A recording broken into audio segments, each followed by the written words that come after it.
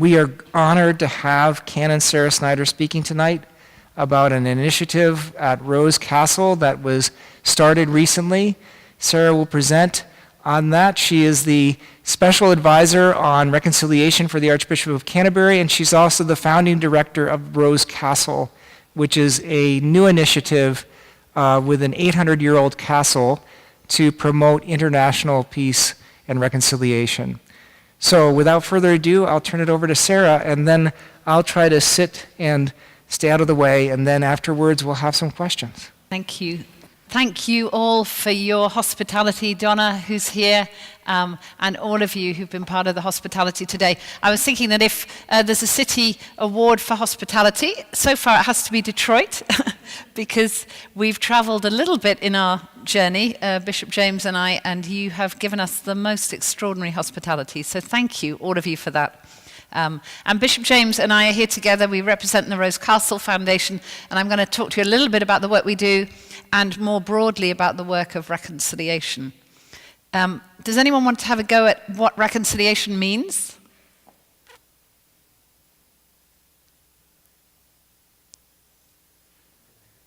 I know the re part is again. Yep. Do something again. Yep, do something again. The re. Con is with. Conciliation? Anybody else? No? Yeah? Yeah, it's actually healing what's been broken or bringing together what's been torn apart. So it's a really, really broad meaning. It doesn't mean agreeing. I think that's the first thing I wanted to say to you. Reconciliation is not this joyful, big hug that enemies give each other and then everything's fine and dandy. Reconciliation is a long and painful journey, and it goes backwards and forwards again and again and again. And it is seeking the healing of what's been broken. That's the big meaning of reconciliation. And this is the 800-year-old castle in which we have begun our ministry of reconciliation, which is for people of all faiths and none. So it's basically reconciliation for everybody. And I'm just going to show you a little bit of the work that we do at different levels, because of course reconciliation impacts us in our home, in our family, in our communities, in our churches and places of worship, as well as at the national level and the international level. Before working with the Archbishop, I worked at the UN, and I was involved in quite a lot of international peace building. But even at that level, as I'll show you later, when you're working with leaders who are responsible for mass atrocities, they themselves are broken inside. They also are struggling with their marriages, their families, their inner group of senior leaders. So reconciliation is not just a huge term that affects countries. It always affects individuals as well. And as Christians, we would say the starting point for reconciliation is in fact the breakage that we often experience between us and God. So we really do believe that God is the reconciler. We are his ambassadors in that work. We're his ministers, but he is the one who reconciles. And first of all, we're looking for reconciliation between us and God, and in turn, that allows us to be reconcilers this way between people. So I often use the cross to explain that. And again, I might get to that later. So this is Rose Castle, 800 years of battle history, really. The predecessors of Bishop James have lived there, 66 predecessors, is that right? And Rose Castle was built to withstand the enemy, and the enemy were the Scots. Have we got any Scottish descendants here? Yes. Okay, so you were the enemy, because actually I'm also Scottish descendant, so maybe we're all on the same camp. But this, you can see it has a moat around it. It used to have a drawbridge, no longer, and it's got battlements. It was built to withstand the enemy. But 7 years ago, it was made empty. The church decided they didn't need bishops like Bishop James and his wife to live in a huge castle anymore. They found them a better home, and this became empty, and it was going to be sold. And the people of Cumbria were concerned that it be sold as a golf course or a hotel or some such thing. And we felt that if it was at all possible, we would love to recommission this place that was built to withstand the enemy as a place that would unite enemies. It's also got a beautiful chapel here. I don't know if you can see the bit sticking out, like a collegiate style, not as big as this, but a collegiate style chapel.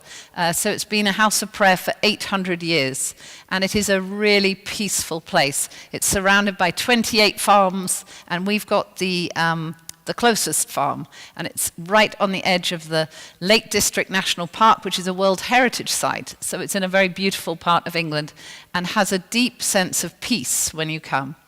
And our prayer for everybody who walks over its threshold is that they will experience that peace and that they will know something of the reconciliation that God provides. Here's another church. In fact, the cathedral that I'm a canon of is Coventry Cathedral. And this is what happened to it during the Second World War.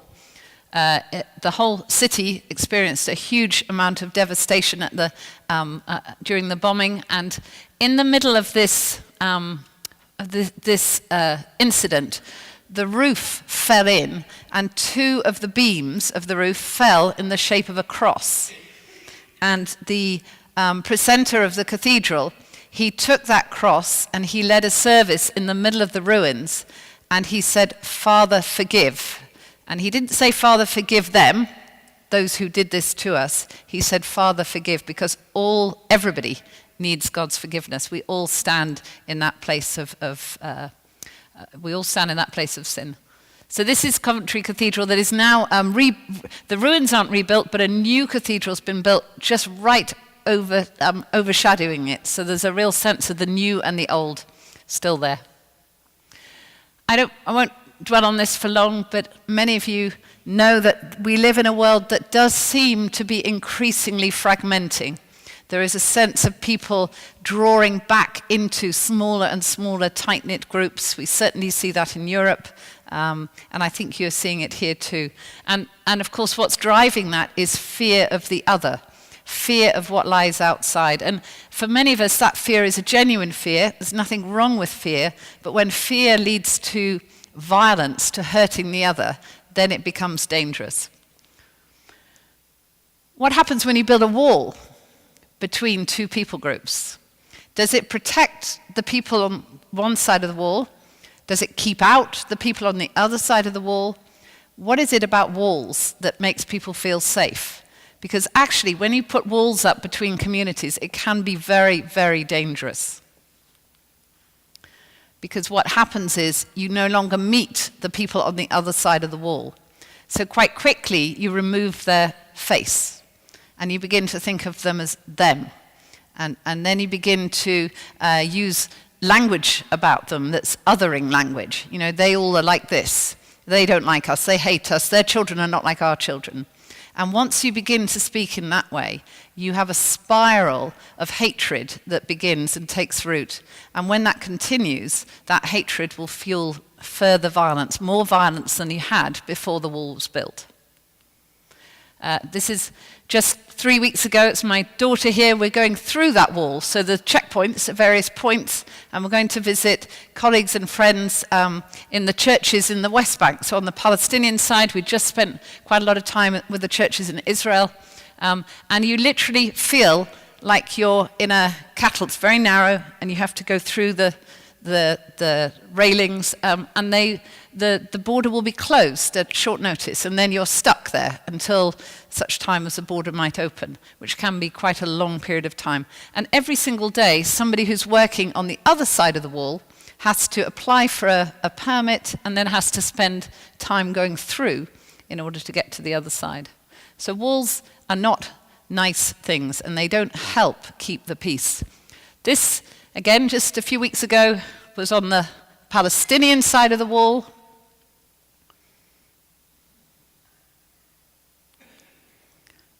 Here. The wall's quite high, as you can see. Even your president appears. And what happens when you have walls is you need police to police it. and they have to be heavily armed because walls are usually dangerous places. They're borders, and borders are volatile places, so they're not easy to police. And what happens to children on the wrong side of the wall? They get angry. They don't like the other side. They don't like the soldiers. And so they begin to do things like this. They pick up stones and throw them. So one of the things about reconciliation that's really important is that it's not about forgetting the past. For anybody who's gone through any kind of violation, it's really, really important that they don't forget the past. And one of the things that we do a lot of work around in reconciliation is moving people from being a victim and staying in that victim mode where your offender has caught you like a vice and you're always attached to your offender by that relationship. And it's moving people outside of that victim mentality to a survivor mode. And when you're a survivor, you don't forget the past, but you're able to reimagine your future. And that's something that we could maybe talk more about later. This is the Declaration of Human Rights. You know, there's something about individual human rights that I think has also fueled more violence in the world today. And it's because it's lost something of the spirit of responsibility.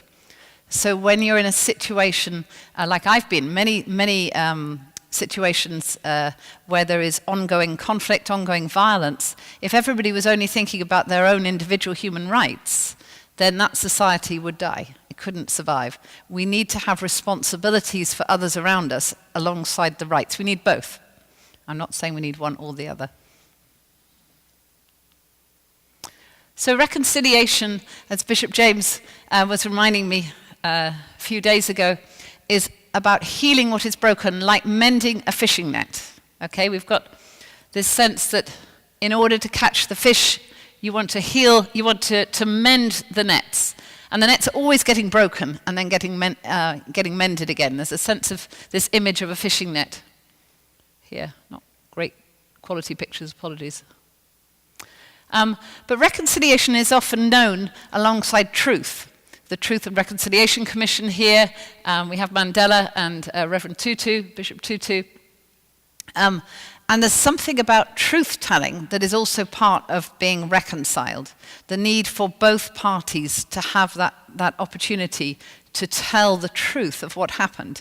Of course, when you do that, and I've sat through many Truth and Reconciliation meetings, the truth is difficult to determine because each side has a different version of truth. We're now used to that with our kind of fake news that we hear. But in Truth and Reconciliation terms, people are talking about huge injustices within their lives.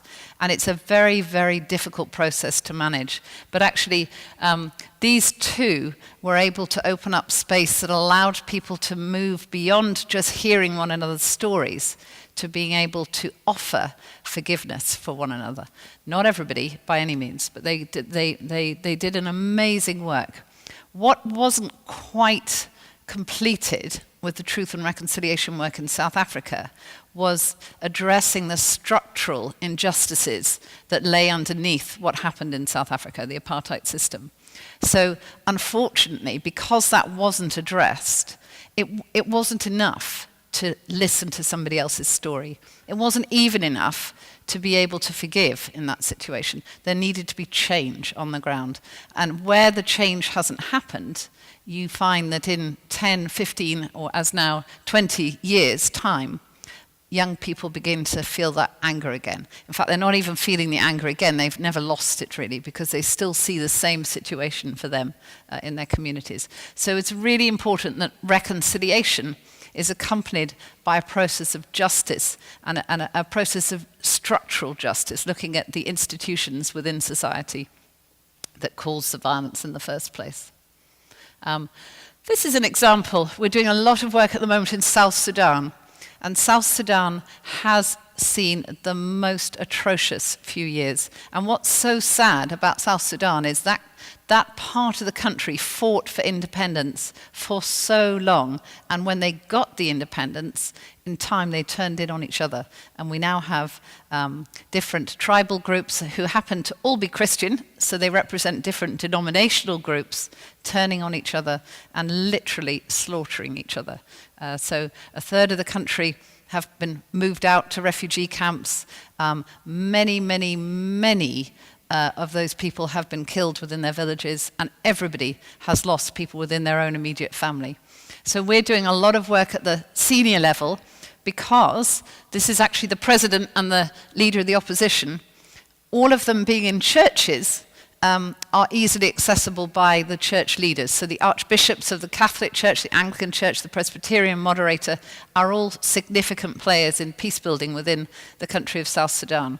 And you may not think the church has much to offer to peace building, but it really does in countries where there is a significant Christian population.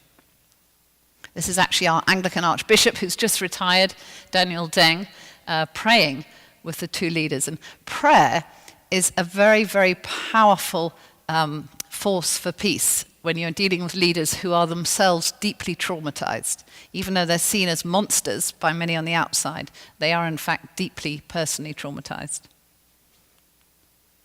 So reconciliation is not about uniformity. It's not about saying we've all got to agree and we've all got to be the same before we leave. It's actually about recognizing that we have many substantial differences, but actually for the sake of the community, the wider community, we need to work out how we can work together. We need to have a unity, not a uniformity. Reconciliation, as I said, happens at every level of society. So every single one of us here is a reconciler or a potential reconciler. We all have a part to play in the reconciling mission. It's not just something for international peace builders. That's just showing. So these are actually the grandparents in the West Bank, the Palestinian West Bank. He's the Orthodox priest over there and his wife.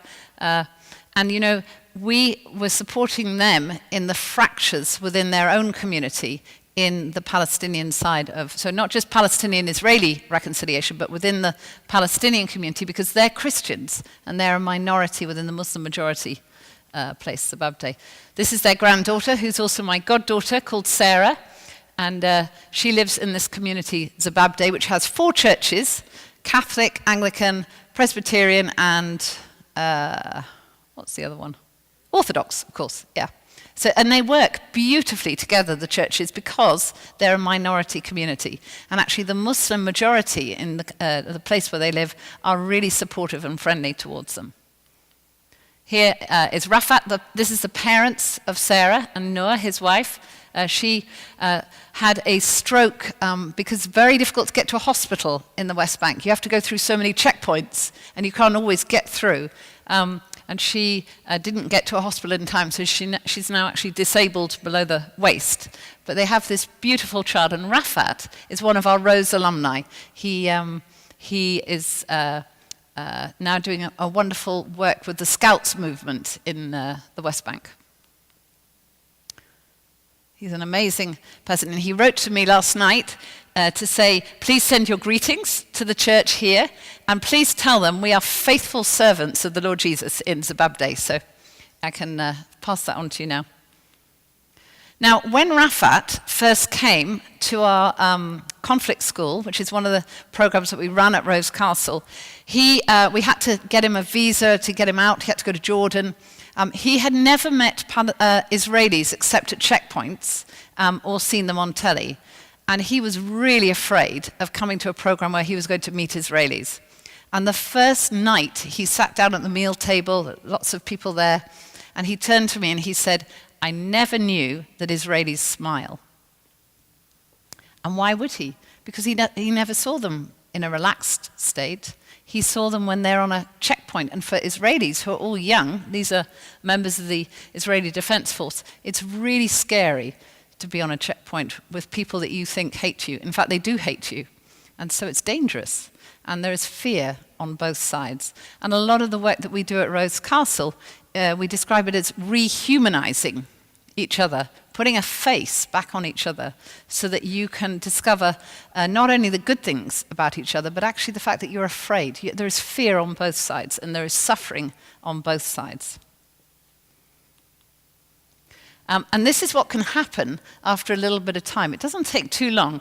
So Lana, here at the piano, is a member of the Israeli Defense Force. She's actually an intelligence officer, and she had been serving in Gaza and in the West Bank. And when she met Rafat and heard his story of how his brother had been killed, she found it extremely traumatic to hear, because growing up she had never ever been given opportunity to think about what it might be like to be Palestinian. And in the same way, Rafat had never ever been given opportunity to think of what it might be like to be Israeli. So she didn't realize the suffering that she was a part of, and he didn't realize the fear that she represented. So what happened at the end of this week was they decided to write a song about that. And the pastor over here on the right-hand side is Haney, from the Anglican Church in the north of Egypt. And his church was burnt down by political extremists, and the Muslim community in his town met to gather right round the church, the ruined church, every Sunday to allow the Christians in to worship safely. So that was a wonderful example of the Muslim community really having the back of their Christian friends and wanting to support them. So a lot of the work we do is about bringing together enemies or people whose backs are turned to one another. And we often describe it like this. We take people who are back to back. They may not be enemies. They may just not notice each other. They may be people in their community they walk past and have never really thought about or never thought they have anything in common.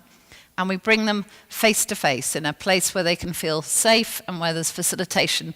But it's not rocket science. What we're doing with them mostly is facilitated workshops, but also having meals, playing sport, going for walks, having time for them to pray, whatever they want to do in that space, we are there for them. But we don't leave them in the face-to-face position. We turn them out to think about their own community and think about ways in which they can serve the real practical challenges in their community. So we help equip them to go back to that community. And again, what happens when you serve side by side in your community with people that you didn't like is that you begin to grow trust and you begin to grow friendships. And then when crisis hits in your community, you have each other's back. And that's an example of reconciliation. This is Sami Awad, one of the people we work with. He lives in Bethlehem. He's also a Palestinian who grew up very, very angry. But he was given the opportunity to go on an exchange visit to the concentration camps, to Auschwitz. And when he went to Auschwitz, he had an absolutely transformative experience. He hadn't realized the suffering that the Israelis had gone through. And he vowed then to find non-violent ways to continue the Israel-Palestine, if you like, to fight for a peaceful solution to the Israel-Palestine. So he now travels all around the world teaching non-violent communication and is quite an extraordinary man and has had death threats from his own community because of the work he's doing. Two difficult words, but xenophobia, of course, most of us know, on the rise, certainly in Europe, I imagine here too. The xeno bit, or the xenia, is actually the part that we're looking at here. It's either loving the stranger or fearing the stranger. And one of the things that we're very keen to do is to help people understand what it means to welcome the stranger, even if you don't love the stranger at the beginning, what it means to welcome the stranger. I started out this work a long time ago with my husband. We'd just come out of university, and we spent a couple of years as anthropologists living in the Sahara Desert with the Tuareg nomads in northern Mali. And they're Berbers, and they were Muslim. So it's the first time I'd lived in a Muslim context, and we were traveling around with the nomads, but there was a huge conflict between the nomads and the agriculturalists, the people who were settled. And what happened was their cattle would just go in and eat all the crops, so it caused a lot of tension that still carries on today.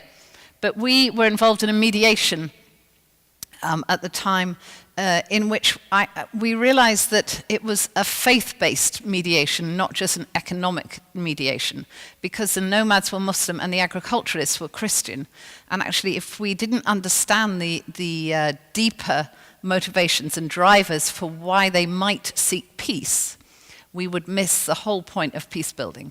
So that's when I began to think there's something that we have as Christians, as Muslims, to offer the peace building techniques that the UN and our governments have been missing all these years, something really profound. So I then went back to study Islam and then Judaism to enable some of this faith-based mediation work to continue.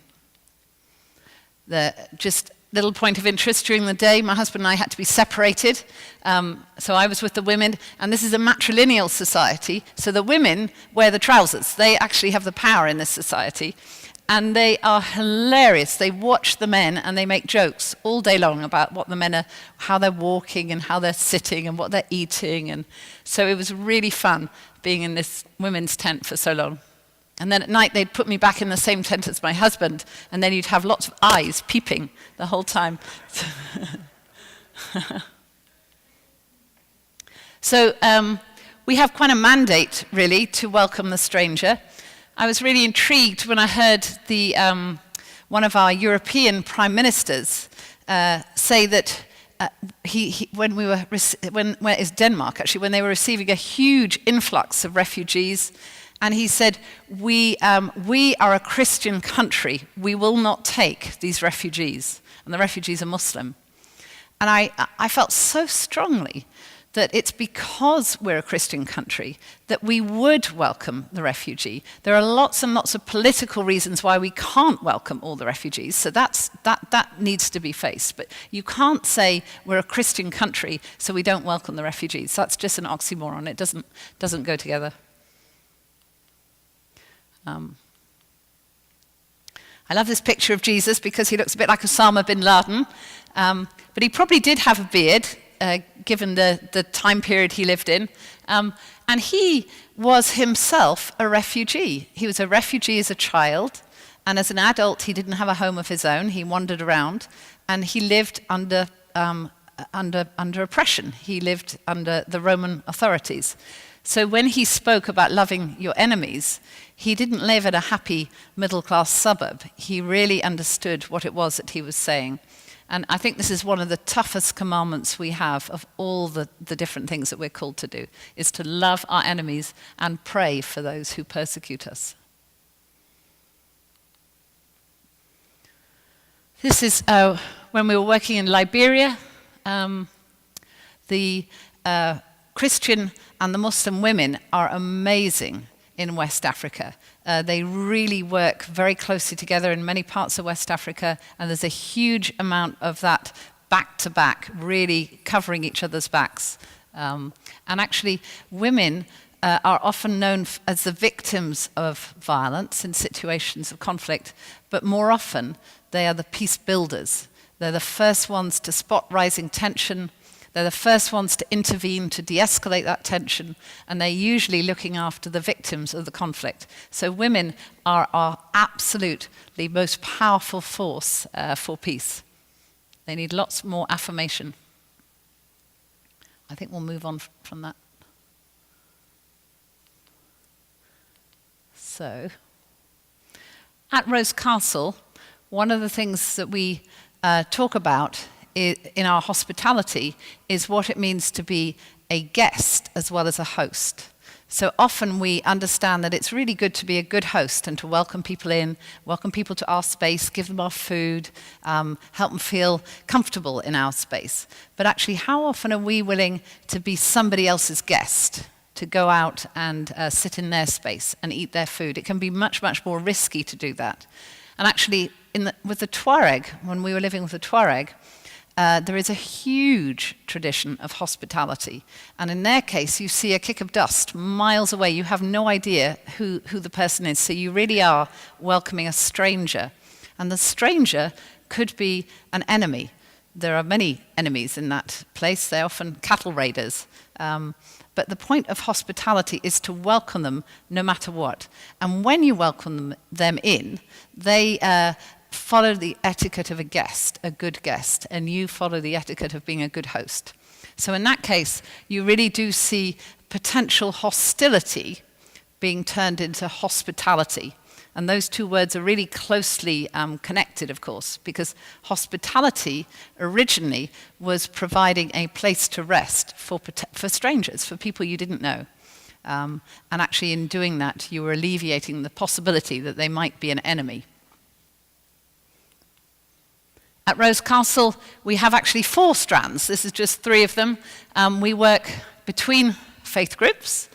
We also do a lot of work within faith groups, so ecumenical work like in South Sudan, between the churches. In Pakistan, we have a lot of work going on, Sunni Shia. But we also believe that reconciliation with the land is something that God has called us to.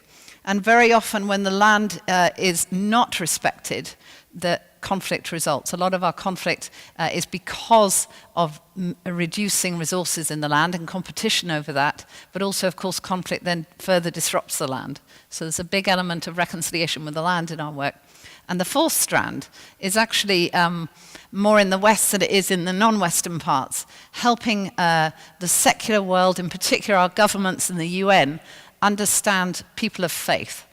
So we do quite a lot of work preparing diplomats and members of the armed forces to go out, before they go out to serve in a country that is experiencing conflict, to understand the faith dynamics of that country, and to do that by meeting people of faith from that country, not just by classroom learning. We really believe that the residential space is the most powerful place for reconciliation. And that's because there's a lot that goes on outside of the classroom.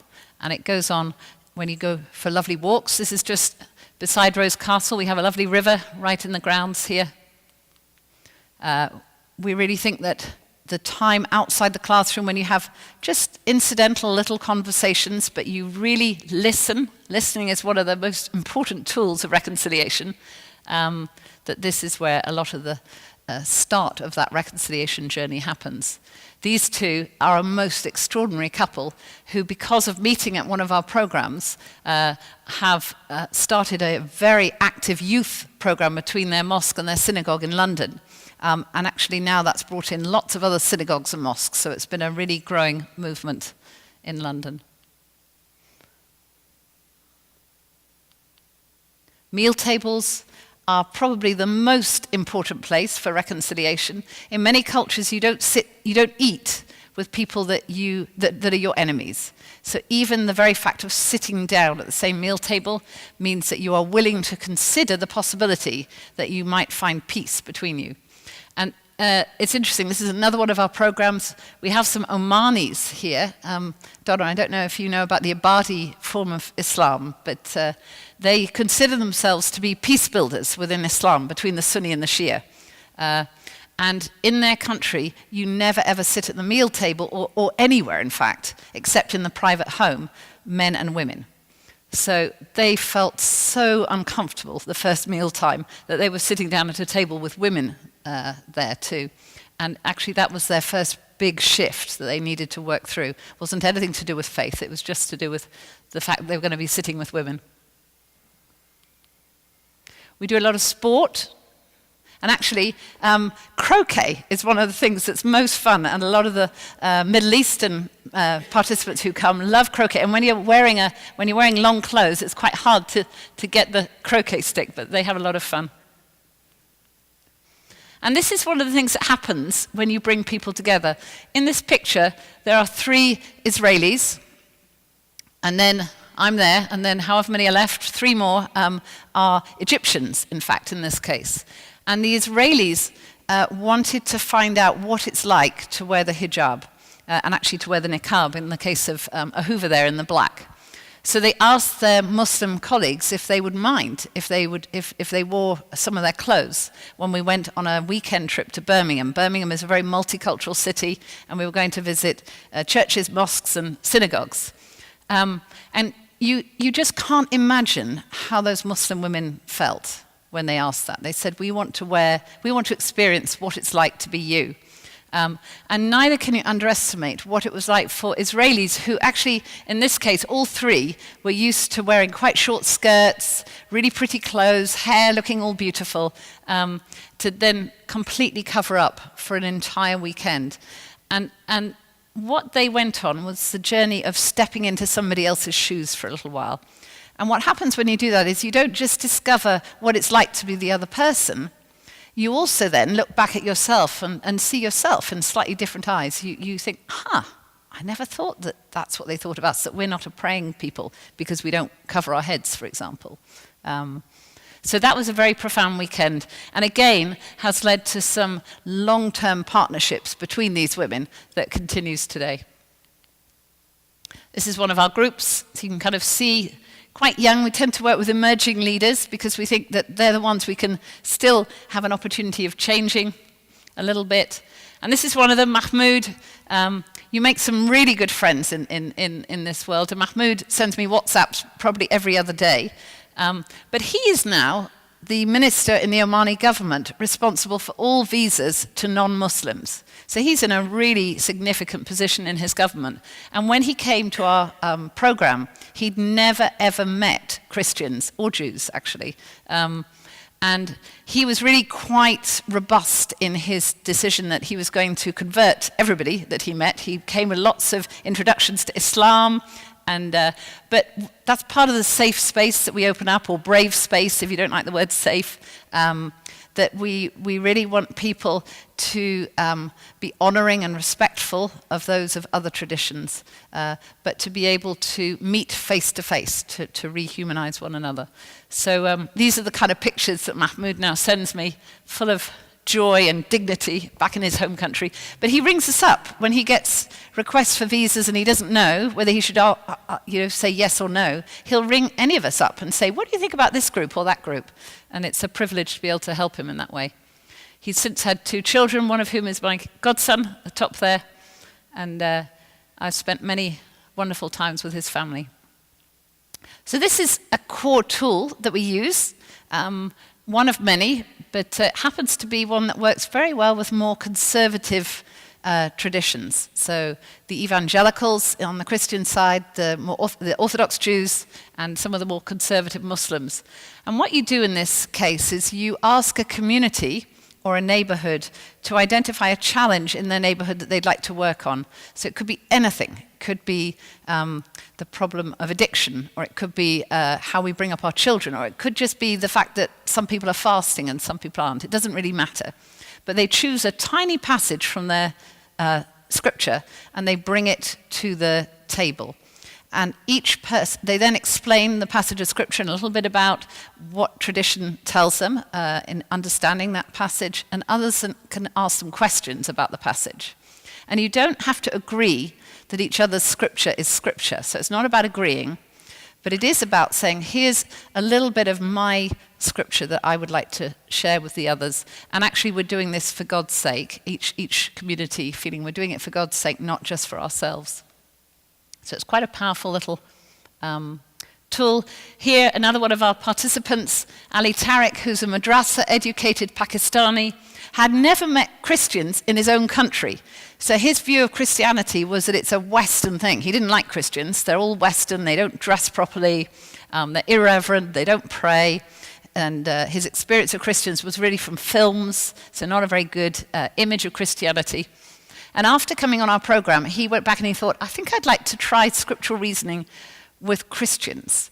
And he was asking us, where are some of these Christians? And we were able to put him in touch with the many, many, many Christians in his own country. And he was really, really moved, profoundly moved when he met this. It was actually a much bigger group, because he suddenly realized that his own community weren't just ignoring the Christians in Pakistan, who look like him and dress like him and eat like him and even speak his language. They weren't just ignoring them, they were actually persecuting them in really, really difficult ways. There's a lot of persecution of the Christians. So this kind of program can be really significant because, again, it's breaking down those barriers in the community, and it makes people like Ali Tariq, think twice before they then come out with a statement or even an action that's going to be negative towards the church. Ali Tariq, by the way, is also doing the same thing with Sunni and Shia imams. So he's got a huge program. I've got another picture which I couldn't find of him working with 500 imams in Pakistan who are Sunni and Shia, and he's just doing scriptural reasoning around Quranic texts with them. When we're doing the scriptural reasoning, we also visit one another's places of worship, and we really listen to what it's like to read scripture in their place of worship. Just as we did yesterday in the synagogue here, we take groups to visit the synagogues in the UK. So just coming to a close, a quick run through the kinds of programs that we have. Constructive disagreement, that's helping emerging leaders to engage in conflict constructively rather than destructively. Because when they go out into the workplace, they're all going to meet conflict. Conflict happens to all of us. Conflict's often good, actually. It can bring change and can bring innovation. But we just want people to learn the tools of engaging in that conflict constructively. This is an amazing, there's a Yemeni here, an Israeli, a Pakistani, and an Omani. So it's quite an interesting group for you there. The Pakistani had actually just come from Saudi Arabia as well, so it's even more given the Yemeni and them sitting together. This is, again, a mixed group. That happens to be my brother, who's a clergyman, and he welcomed a big group of Muslims into his church for the first time. They'd never, ever stepped inside a church, and actually, many of them weren't at all sure that that was okay to do that. But once they'd gone in and they were made to feel welcome, and they were given a place to pray, and they were also given some food, the whole atmosphere changed between them. And then here at the end, they're offering my brother lots of gifts, and started a new experience for them. Here again, this is Ali Tariq with some of the young Christians that he's now working with in Pakistan, doing some youth training. We do a lot with young people, and we really want to help equip them with the peace-building skills they need as they go into their jobs for the very first time, whether they're teachers or social workers or whatever they are. We really want them to understand the principles of peacemaking instead of spiraling conflict and disagreement into something very destructive. These young people are actually doing scriptural reasoning, and they were doing it there on modesty and fashion and modesty. That's the theme they chose. What does it mean to dress differently, and is that part of our understanding of faith, or is it irrespective of that? Lots of nice meals again. This program really is working with people in situations of violent conflict, recognizing that everybody actually in a situation of conflict is traumatized. And that trauma, again, leads to spirals of negative behavior. And it also prevents the possibility for post-conflict reconciliation to happen. So there's quite a lot of work needs to be done around trauma healing and actually equipping people in the community, particularly women, to be trauma counselors, to spot people who are traumatized and to help support them in that journey of healing. In Northern Ireland here, we see, a little bit like South Africa, an example of how healing does not happen in a community. So the walls in Belfast are now actually higher than they were during the Troubles. And there are still these murals that say, never forget those who died. And again, as I said earlier, we shouldn't forget the people who died in our communities.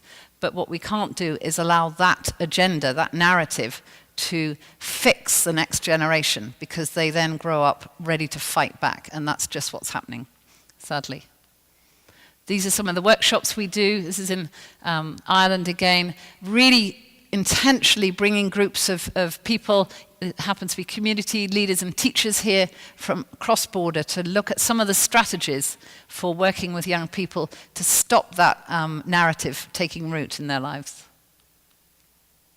And then the final kind of program is really working with peace builders themselves, because people who are bridge builders are often, they're not often thanked. You know, if you're a good bridge builder, the people who you're building the bridge between think it's their efforts. And actually that's exactly what should happen, because if they don't think it's their efforts, if they don't own the peace, they're never ever going to be able to sustain the peace. But meanwhile, the peace builders are often tired and exhausted, and we really want to create space for those people to take a little bit of time out, to rest, to self-reflect, to think about how they could be better peace builders, but also to think about how they can look after themselves more than they often do. And this is just one of our peace builder groups.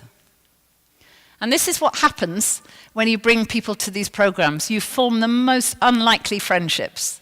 And this happens to be a former combatant who came on one of our programs, an angry young man, but who's subsequently gone on to become a really good friend. And again, he's now married, he's got 2 little children, and that's just one of the joys, actually, as a peace builder. It is tiring, but you also see transformation in people's lives in the most wonderful way.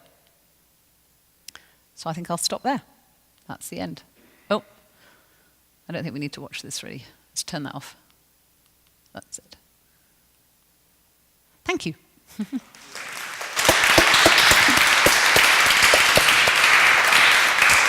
So we have a way to hear you better with the travel mic, which you can put in, and we'll open it up for any questions or comments. I was kind of excited about that little moving picture, but we'll maybe get to, maybe we'll do it at that point. If it flags a little bit. 3 minutes, we could watch it. So, great. Please, why don't we just pass the mic and... yeah, it's a bit less scary that way. Yes. We had one of these I put up in New York City when I was a pastor, and you know, you give them the mic thing, and that was forever. So passing it might be better.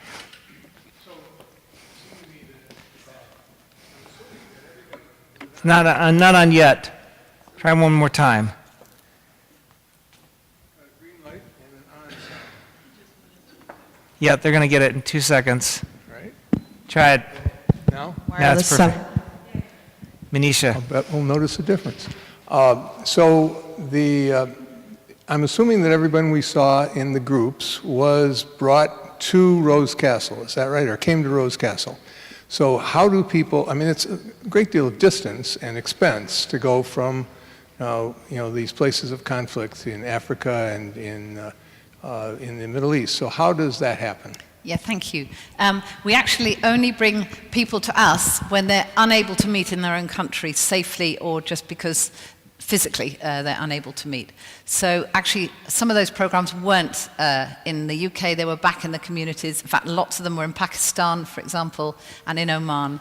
So our preference is to work with people in the community in which they live and work. And our preference is always to work through people who are already part of that community. So we don't want to even fly practitioners in, because all the resources that are needed for peace building are found within every community. You don't need anybody on the outside. But sometimes what you need is a little prompt. You know, somebody who can come in and say, actually, if you just bring some of the youth leaders from here together and some of the youth leaders from this community, you put them in one space, there's a lot that can happen here just through the local church or the local faith communities. How does it get initiated? How does it get initiated is the question. So different ways. If we're running a program ourselves, we'll advertise it through we've got huge ecumenical church networks, Islamic networks, Jewish networks, and now increasingly Hindu and Buddhist and some other networks in China, Confucianist and others. So we've got, if you just think of the church, we can tell all the archbishops, all the primates in every country that we're running this, and then they can tell the bishops, and the bishops can tell the clergy, and the clergy can tell the community. So it's very easy to get word out. But often, we're asked to go to a community. So the Omani government, for example, ask us to go to them, to help them. And we try and frame it so that we go in just once. We don't want to keep going back in. We don't want to create a dependency relationship. So we'll go once and run a program with, say, 30 emerging leaders, and then out of that cohort, there'll be 4 or 5 who will then work with a little bit to run the next group. So you're doing a train the trainer, effectively. One of the questions. Bishop, did you want to add something? Well, can I? Yes. Yeah, just to add one thing to that, which is that sometimes these programs are sponsored by donors who enable people to come from other countries in a way that they would never be able to otherwise. And for many of the people who come, that is a life-transforming experience. So actually quite a number of the programs, particularly that have been run by the Cambridge Interfaith Programme and now Rose, have been sponsored by others, and that has been incredibly valuable. Yeah, thank you. Yeah, on the whole, we try and make it so that there is always, you can always go without having to pay to go. But that relies on our donors. Francis. Thank you. I was struck by a couple of, as you described was it spiritual, what was it, scriptural reasoning, reasoning, which is a difficult word actually, but anyway, yeah. But you talked about, in peace building, you talked about the importance of listening and being face to face. Yeah. So, can you talk a little bit more about how, obviously these people come and they're very intentional and they know what the program's about, but we see a lot of conversations that start out and clearly there isn't listening to the other side. Yeah. I mean, just in our daily lives and on a national stage, what are the key characteristics of that situation that allow you to move beyond my saying what's important to me and you saying what's important to you, and then we could just say, well, not get any further than that, right? I mean, we see that every day. Yeah, I'm so glad you asked that. Thank you. Okay, so first thing to say is that the kinds of groups that we bring together are not, and purposely not, those who already hang out in kind of cross-border situations already. So we're not looking for those people who are already entirely involved in peacekeeping or cross-border work. We want people who don't have opportunity to meet those outside their own community for whatever reason. So they are, on the whole, more conservative members of their communities, or because they're physically unable to move out. When we bring them together, of course, the natural human tendency is you want to tell everybody else what you're going through. And the whole purpose of our program is to start off with this idea of curiosity in the other. So it's the questioning mode that we put people in. And in fact, you're only allowed to ask questions. You're not allowed to talk. When somebody's sharing their story, their narrative, other people have to listen first with no interruptions. We kind of lay a little bit of ground rules, but very simple. And once they've listened, they can ask questions. The questions have to be respectful, but they can ask questions. Why do you think that? Or what is it that made you feel that? Or when you said that, what did you mean? It's those kind of questions.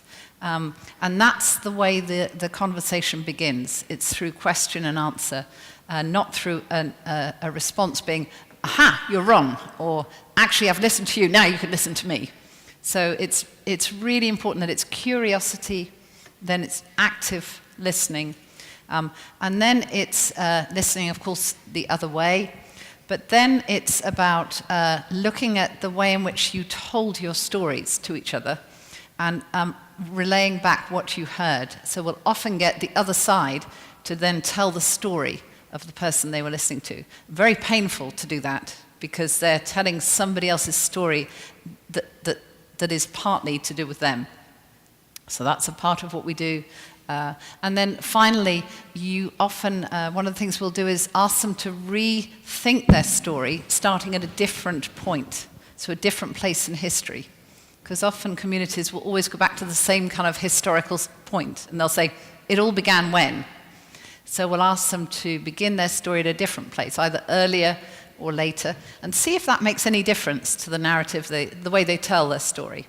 And ultimately, we get people begin to think about a shared story, not shared in the way that they're going to erase their differences, but how could they both tell the story of suffering that their community has gone through and in some cases is still going through in a way that each other is able to listen to.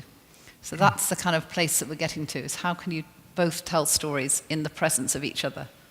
Does that help? And actually the obstacle to reconciliation is all around us. There's one obstacle, and it's what I'm doing tonight. It's talking too much. I'll give you a break. Thank you. You clearly have come upon a formula that works well, but I bet that it's taken some grinding of gears and some iterations to make it better. Can you give us an example of something that has happened in the journey of Rose Castle that wasn't particularly successful, that caused you to go back to the drawing board, and what that then taught you and what you were able to do because of that? Yeah, okay. Thank you. We had a group, you saw some of them, of Omanis, who come from a very, very conservative community, conservative culturally and religiously. And we had, in that particular case, two rabbis who came, young rabbis, who were from New York. So you couldn't put two more different cultures in the same room together. There were lots of other people too. But one of those rabbis, when we were doing the very first introduction, this is my name, and this is where I come from, one of those rabbis said, I forget what his name is now, because it was about 6 years ago, but he said, I'm such and such, and I'm married to my partner, who is such and such, who's the same-sex marriage.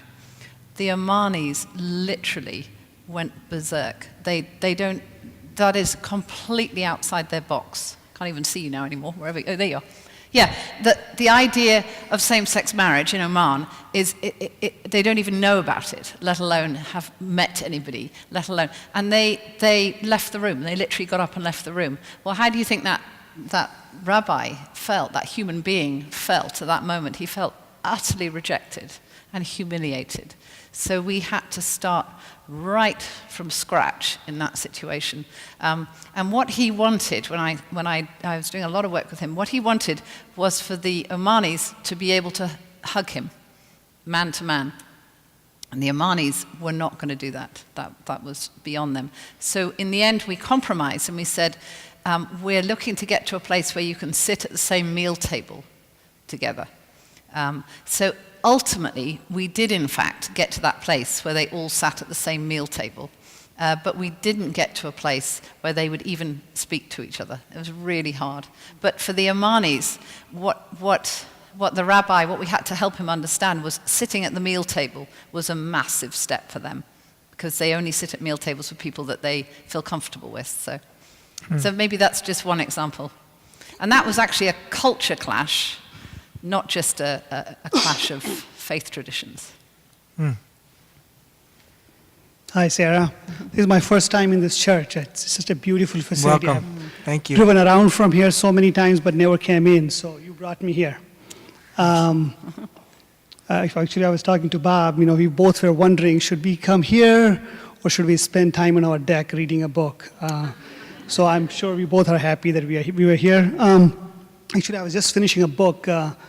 It's called Servants of Allah, about actually the slaves who came here and how they tried to keep their faith. They're from West Africa, and how much struggle they had in keeping it. So my question to you was, although this initiative is faith-based, but we know young people are mostly do not believe in faith. Here we have the survey where they say they always check none. If even you survey them what faith you belong to, they normally say none. So how do you reach these young people who are not talking to the imam or priest or bishops? How do you reach them? Yeah, thank you. That's a really important question. We tend to find that we have to work with different age categories. So one of our programs is a younger age category of 16 to 25. And when we're working with them, we focus much more on leadership than we do on faith-based differences. So that program is really looking at how to become reconciling leaders, how to engage in conflict in constructive ways.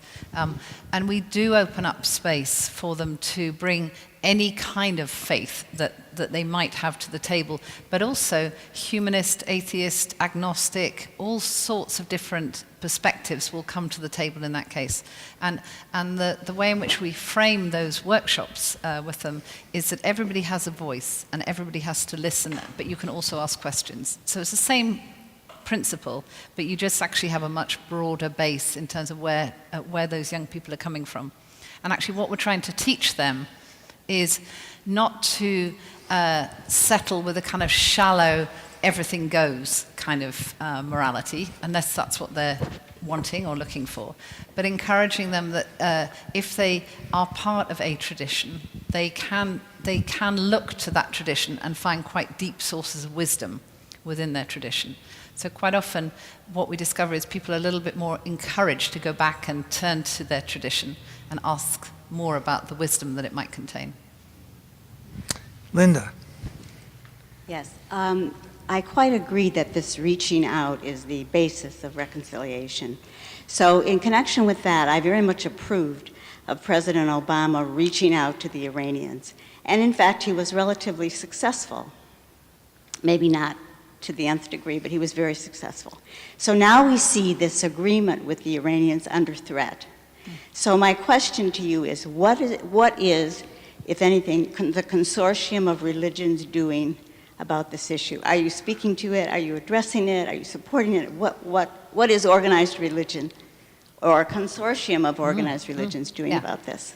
Thank you. They're doing a huge amount, and most of it's backdoor diplomacy. So we've got the Roman Catholic Church massively engaged in that situation. The Anglican Church as well. Part of my day job, if you like, is engaging in that situation. We're working very closely with the Shia clerics in the region and also working closely with other faith-based communities.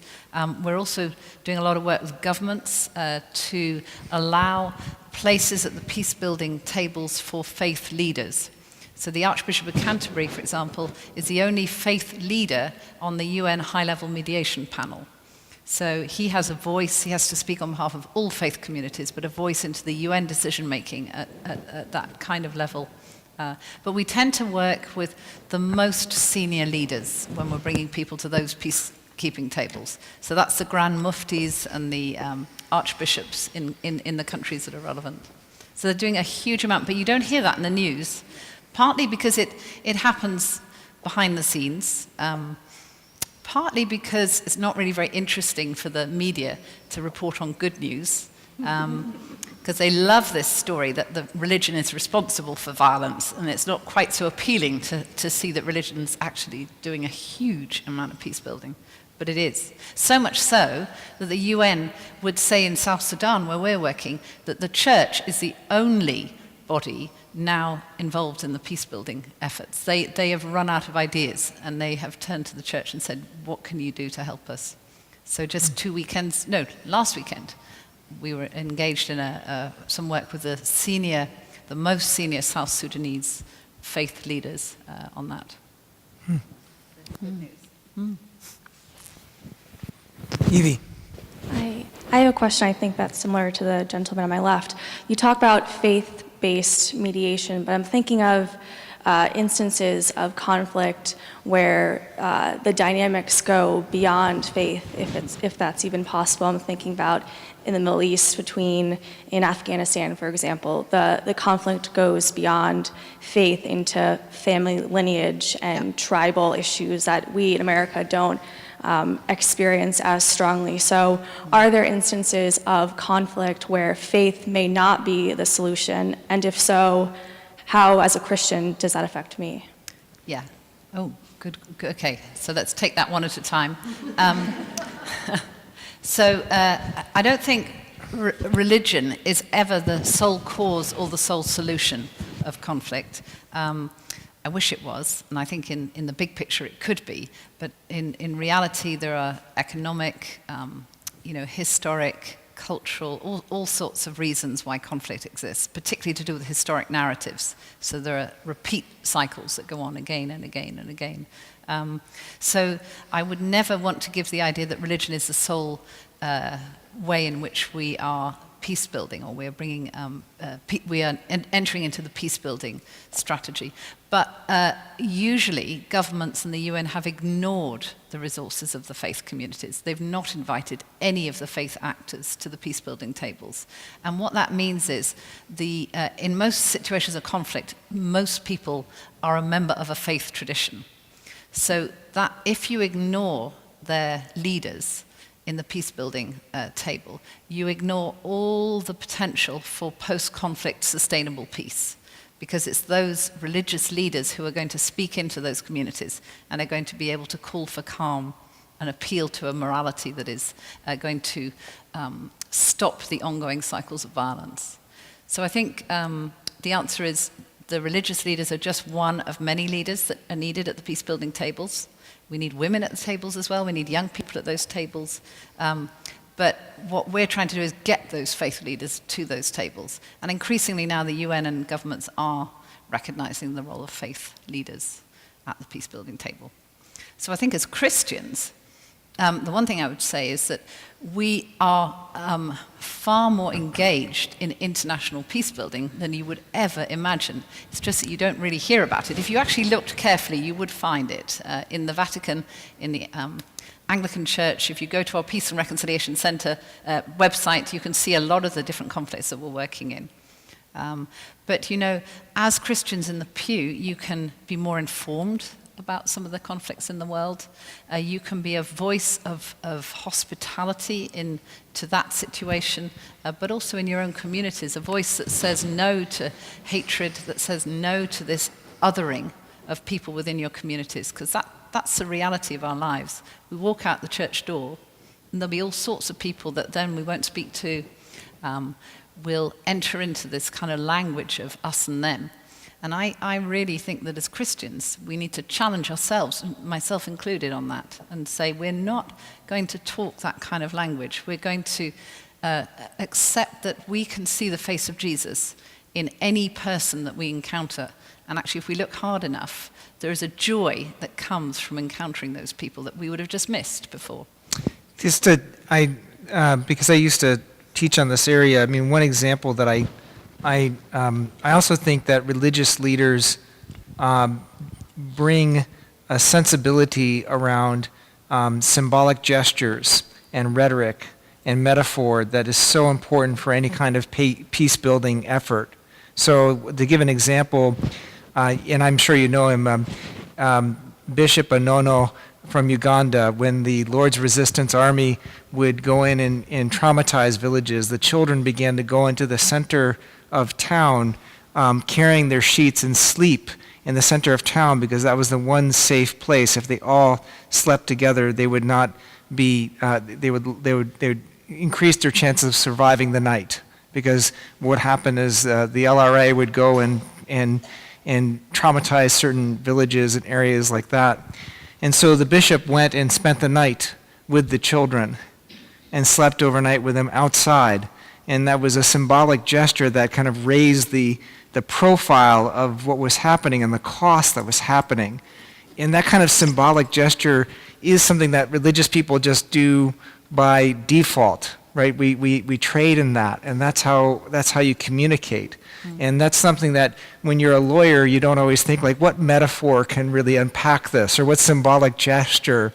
Or if you're a political scientist, you don't always, you know that you're looking for to ripen the time, but you don't have the kind of repertoire to bring to bear. Is that fair to say? It is, and I think what the faith leaders themselves ask for, the South Sudanese leaders last week asked for this from the churches. They want to know that you're praying for them and that you haven't forgotten them, because most of them feel very, very alone. They feel the world isn't responding to the situation they're in. And even to know that you, Christchurch Cranbrook, are praying for the people of South Sudan, or any community that any of you have any connections to. It doesn't need to be every country of the world. To send a letter to the Archbishop that can go out to the bishops and down to the people, or something that says, we haven't forgotten you, we are praying for you. That is literally one of the most powerful ways in which you can support them. So. Hunter, and then we have some others in the back. I'll go, Hunter go, and then I'll bring this. No, it's all right, I'm going to bring this back. And who's been... Korea, yeah. I haven't personally worked in Korea, although when I was growing up, we were part of a World Vision program where my siblings and I, we all adopted a South Korean orphan. So I still have, Okmi is now same age as me and a parent too. But we're not doing any work ourselves in South Korea and North Korea, but the church is doing a huge amount of work on both sides of the border. So they need your prayers because the church in North Korea is particularly vulnerable. You may or may not know the church is massive in South and North Korea, and they consider themselves missionaries, and the focus of their mission is us, the West. They see that we're losing faith. Our churches are declining, and so a lot of missionaries are coming this way to evangelize to the people of the West. Thank you so much for coming and sharing your work and your ministry. It's really been enlightening, and I appreciate it. And just to piggyback on the comment you made about the faith-based people behind the scenes, our new Secretary of State, Mike Pompeo, is a very strong evangelical Christian who has led Bible studies for people in Congress over the years. And so I think he'll have an impact behind the scenes besides the political. Yeah, but my question was that use the term peacemakers a lot, and Jesus said, blessed are the peacemakers, for they shall be called children of God. And I was wondering, I'd like to get your take on that. Have you had any personal insight on what that means? So much, gosh, it's where does one begin? You know, a world, if you think of a world where all the children are born into families that, in which they learn to welcome the stranger, welcome people to their meal tables, just that simple. And those children grow up not to experience the language of fear and hatred towards others, then I think the world would be a completely different place to the world we live in. So I think in that way, the idea that Jesus is appealing to children as his example of peacemaking. But you know, I suppose it brings me back to the point that I made at the beginning. The author of peace is Christ, and peace can't happen until he comes again. You know, and therefore, all the work that we do is only possible because we have a God who longs for peace. We have a reconciling God. So the essence of every good peacemaker is a peacemaker who understands that, who invites God into the space in which they're working, that recognize they're just one pair of hands and feet. They can't do it all. And in fact, if you start to try and do this work in your human strength, you just wouldn't survive. You'd get tired and lose hope and pack up and go home. So maybe, is that enough of an answer? Good, sir. Hunter. Anthony, no, please. Oh, sorry. Father No, Anthony. I'm going to have Hunter. She's been waiting so patiently. Brother Anthony, and I'm just going to bank on the fact that you have a lot of patience. And then after Hunter, it'll go right to you. Thank you. Yes. So much of this conversation is global and tremendous, right? So the questions are so big, and the smart questions that come from all of you are far-reaching. But you've made a lot of very practical suggestions on how can we, at a very local level, set a path for peace, right? So my question for you is really, really micro-local. Yeah. It's about this congregation or any. I think you started out when you were talking here using a phrase, Father Bill, of crossing divides, something like that.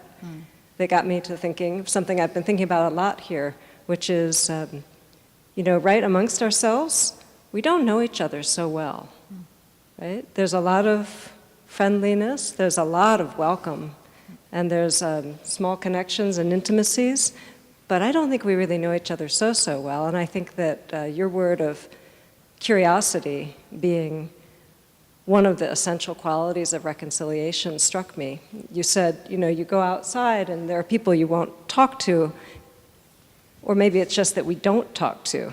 And so I think about what happens in the room over here, and I think, how are the ways that we could know each other better? And I wonder, do you have any examples of congregations who do anything really deliberate to take their knowledge of each other to a deeper level so that the love that they create sets a different capability? Thank you for asking Great.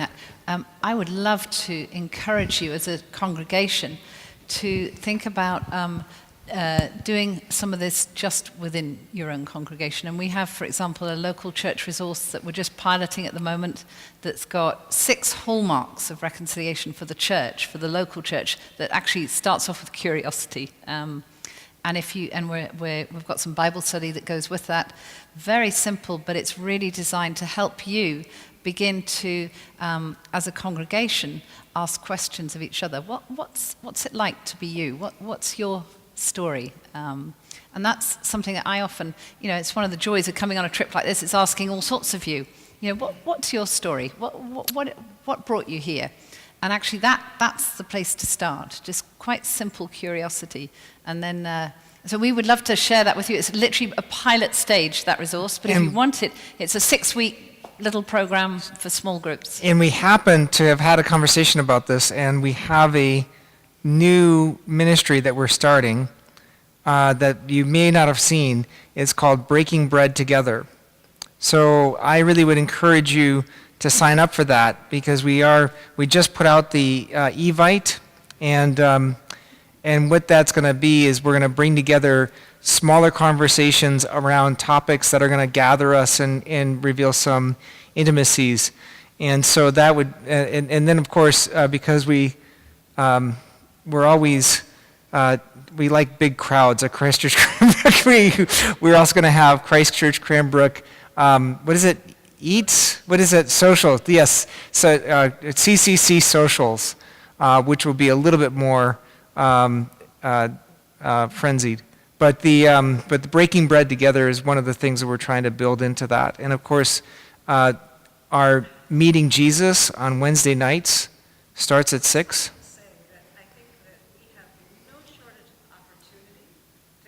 Mm-hmm.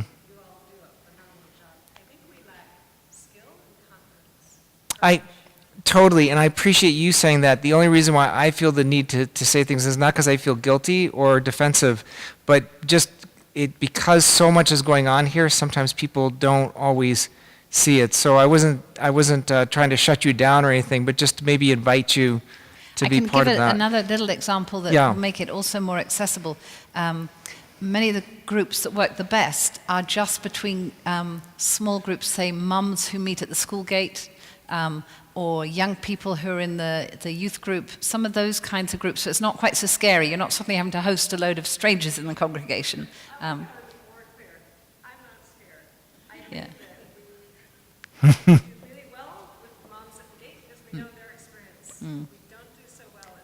Crossing the borders. Yeah. Yeah. Yeah. Yeah. And I'm so glad, and I appreciate you asking that, and I do want to, we do have these options that are out there, and I'm so grateful you mentioned that, because it is something that's probably we're on the precipice of going even deeper. The church until just a couple of years ago had a whole cohort of people that supported one another, that lived together, that knew each other well. And now we're in a phase where we have to step into where God is leading us now, and that is going to require us to go deeper, because we don't have the same kind of enforced intimacies. We don't all go to the same school. Our children go to 11 different schools, and so we probably do have to do better at what we're doing. So it's a fair point. You sound like you'd be a really good facilitator of a group. Yes. That was what I was going to do, but I didn't want to put pressure on you. I was going to say, and look, we've got a new host. Here, yes. You do sound like you'd be a great facilitator. Sorry. And actually, facilitators are really, really important. When you're a facilitator of a group, you're there to help make sure everybody has a voice and everybody feels they can tell their story. So it's a really important. We're going to have Brother Anthony, and then we're going to have Pastor Manisha. and then that will be it, I think, because it's 8:30, and I feel like we've given this, and then we'll have any kind of follow-up conversations. Sarah and Doctor, we thank you, Pastor, we thank you for bringing us here, myself and Brother Richard here from the monastery. You know, sometimes I kind of piggyback on what our sisters say here. Sometimes we talk far away and just look around us. All what she's talking about, all this right here. Well, how do we start from here before we go out? We cannot talk out. Let's us be practical. I came from Nigeria, and I walked into Detroit when I started my ministry. All of us know the story about Detroit. Everywhere devastated, and people there, your brothers and my sister. You know, the soup kitchen there, I hate to be in the office. I sit with the poor, hear their stories, and they tell me their story. I'm writing a lot of poetry on what they share. A lot of intellectual people, based on their situations, they are beggars now. And we know that, and they are here with us. You know, they have opened an artwork where all the women, most of the women and men go to the garden. They are Jews, Muslim, different group at this part of the soup kitchen. They come there, they open all kind of, many of them travel around and teach people how to grow something for themselves. There are a lot of things we can do. Then how about London? How about Jamaica? How about this? Let us be practical. Many of the Jews, Muslims, they go to the soup kitchen there for volunteering. You know, these are the people who have come from prison, people on the street without anything. They are just there for help. And these are our brothers and our sisters. I think if we start from somewhere, that will be a remark. That is why, you know, during the beatifications, as our brother was saying, a lot of people were at the fourth field. Because Solanus Casey doesn't care whether you're a Catholic or Muslim or Jew or church or no church. The moment you knock on that door, it's going to feed you. And that is why we have 2 large soup kitchens now. People from all over. All without, I think this summer, people within and outside the country, they come there. So when I hear a story like this, she knows I told her a little bit of my story. When you hear a story like this, you don't look for it. It's right here. It's something you can get out from your comfort zone and try to help those people who are crying. You know, we know Africa, London, or Jamaica, they are all there, but let's start from here. So for me, I actually appreciate and I piggyback on, you know, what you share, that how about our brothers here? We know them. We don't need to go far. So I thank you so very much for bringing this powerful, you know, reconciliation, as she just said, is so powerful. Let's bring our faith, let's act on our faith. You know, the little you did to anybody, you did it for Jesus, not for anybody. I don't always think about, I'm doing it because the pastor asked me to do it. No, it's about service to God. It's not about any duty. So put it out there. Do something to be happy with what you are doing. And that is why she traveled all the way from Europe and share God's love. This is all about God's love, nothing more. All what she's talking about is God's love, and we have it. Have it, get it out. It's not yours. Give it to others. God gave it to you.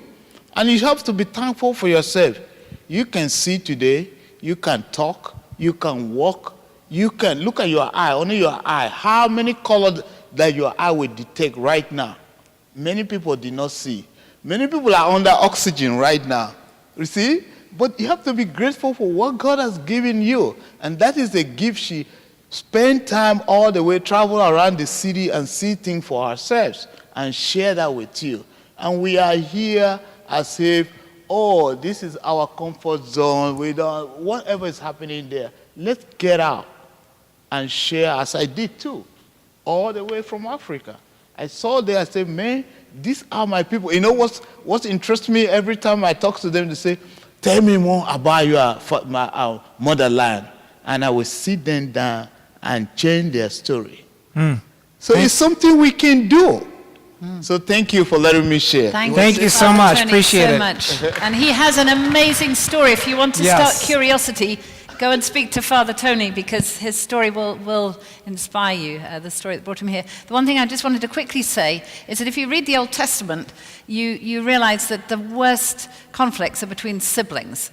And it's hardest to love the people who are close to us. You're absolutely right. It's much easier to say, we're going to go and help the South Sudanese. We're really amazing at reconciliation. But we have this little expression called being reconciled reconcilers.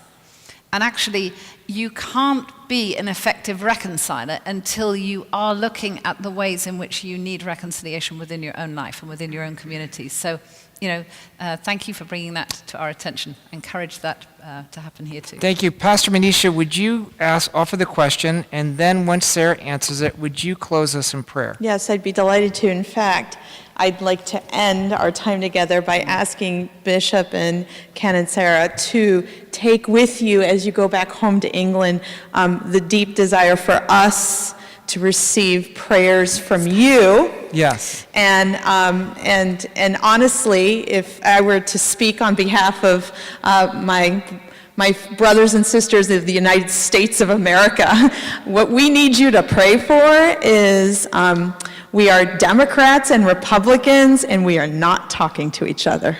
So please take that prayer, somehow give us the gift of being able to gather around our family tables during Thanksgiving, Christmas, and Easter, and actually talk to one another without wanting to kill each other. So that's what I ask you to take home with you. And on behalf of everyone here, we are deeply honored that you came and gave your time and your energy, no matter who you are, what your faith tradition is, or what you believe. I think that this in itself is an actual act of reconciliation, what you did tonight. So let us bow our heads. We thank you for gathering us, for giving us ears to listen, and a heart that is bigger than we know, that is going to actually change the world with love. Jai Jinendra, Amen.